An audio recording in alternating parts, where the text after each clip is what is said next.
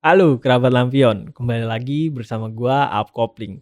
Kemarin kita udah ngebahas sisi dari keganasan dan keindahan di Gunung Merapi. Begitu pula yang kita bahas Bamarijan dan ada juga kita bahas atau menyenggol sedikit soal Pasar Bubrah.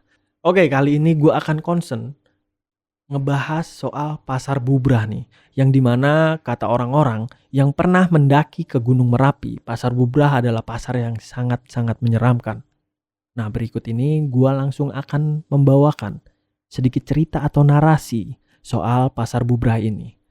Oke, sebelum ke ceritanya, langkah baiknya teman-teman nyiapin kopi dan cemilan karena cerita kali ini sangat-sangat menegangkan.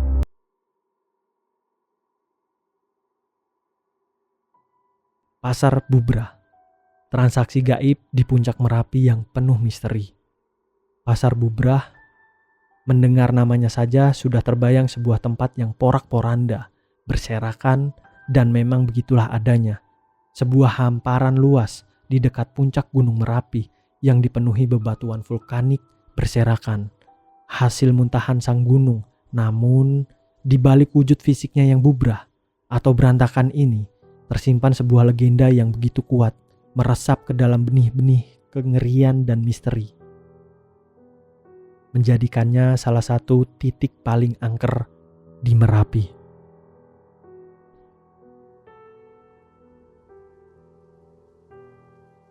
Konon pasar bubrah bukanlah pasar biasa. Ini adalah pasar gaib, tempat bertemunya makhluk-makhluk tak kasat mata dari berbagai dimensi. Mereka datang untuk bertransaksi, berinteraksi, dan mungkin juga mencari mangsa.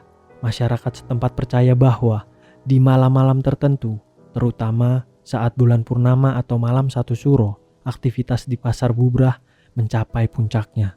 Jika kalian cukup berani mendaki di waktu tersebut, kalian mungkin akan mendengar bisikan-bisikan, tawa cekikikan yang melengking, atau bahkan sayup-sayup suara gamelan yang mengalun dari kegelapan dan dari bebalik pepohonan.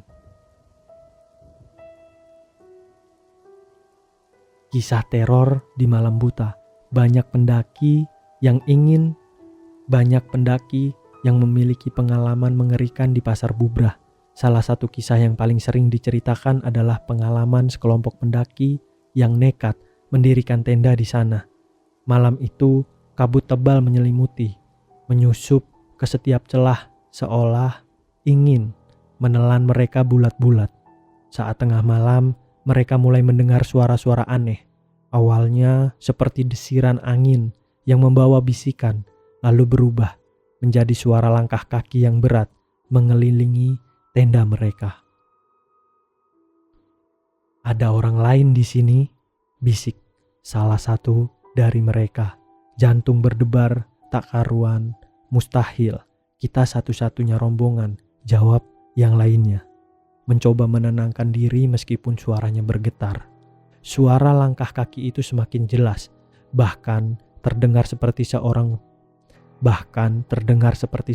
yang menyeret sesuatu. Bahkan terdengar seperti seseorang sedang menyeret sesuatu yang berat. Tiba-tiba sebuah suara tawa perempuan melengking pecah di tengah kegelapan. Begitu dekat, seolah di ambang tenda mereka, keringat dingin membanjiri tubuh mereka.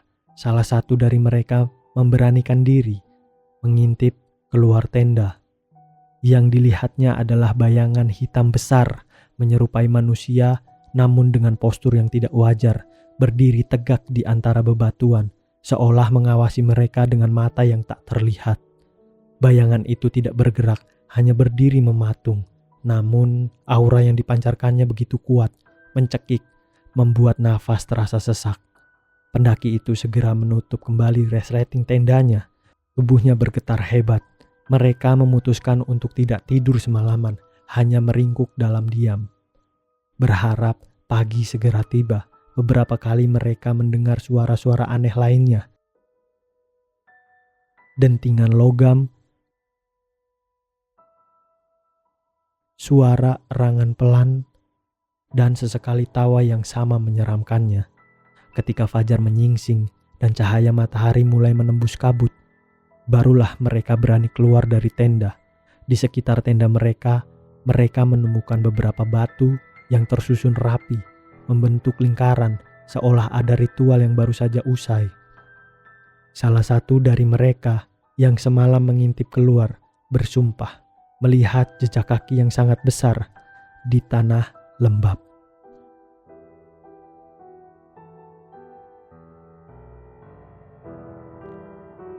Jejak yang tak mungkin dibuat oleh manusia.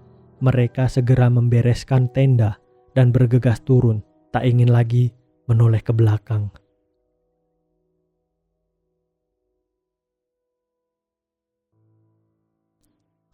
Peringatan dari sang penjaga. Bukan hanya penampakan atau suara aneh, ada pula cerita pendaki yang disesatkan mereka yang tak menghormati kesakralan pasar bubrah, atau bahkan berani mengambil oleh-oleh berupa bebatuan dari sana. Seringkali mendapati diri mereka berputar-putar di tempat yang sama, seolah jalan pulang tertutup. Kompas yang tadinya berfungsi normal tiba-tiba berputar liar, senter pada mendadak, atau suara-suara bisikan menyesatkan mulai membimbing mereka ke arah yang salah. Para sesepuh dan juru kunci Merapi selalu berpesan, di pasar bubrah jangan berani bicara sembarangan, apalagi mengeluh atau berkata kotor. Jangan pula mencoba mengambil apapun sekecil apapun itu. Hormati keberadaan mereka.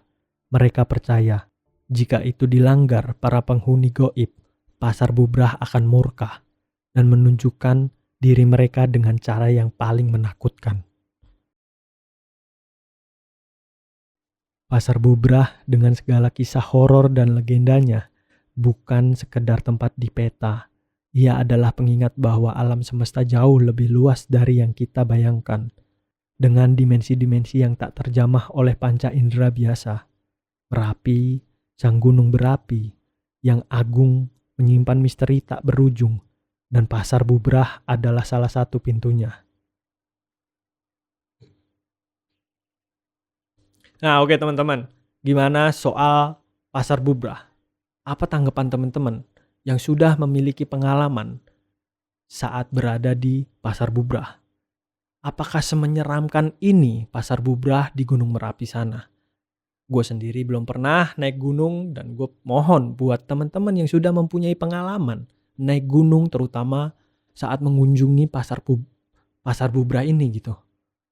Karena gue juga penasaran gimana sih rasanya gitu. Oke, buat teman-teman yang ingin bercerita langsung atau mempunyai cerita horor, pengalaman horor, bisa kalian hubungi kami. Kontak ada di deskripsi. Kita juga ada podcast langsung, one on one, bercerita pengalaman pribadi atau pengalaman horor teman-teman di channel ini. Oke, jangan lupa buat like, komen, dan subscribe di channel ini. Biar channel ini berkembang bareng-bareng sama teman-teman. Oke, gua Aap Kopling pamit undur diri. Selamat malam dan terima kasih.